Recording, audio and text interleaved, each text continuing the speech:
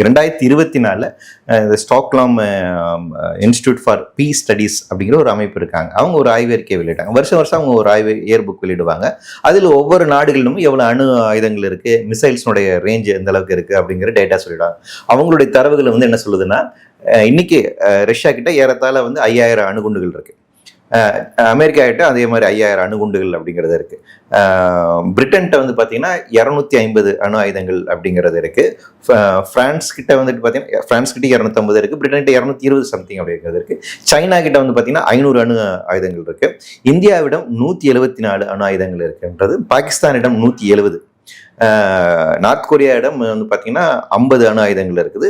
இஸ்ரேலிடம் 96 அணு ஆயுதங்கள். இவ்வளவு. இப்போ இந்த எல்லா அணு ஆயுதங்களும் பயன்படுத்தப்பட்டால் இந்த பூமியை கிட்டத்தட்ட 50 முறை என்டையர்ல நம்ம கம்ப்ளீட்டா அழிச்சிடலாம்.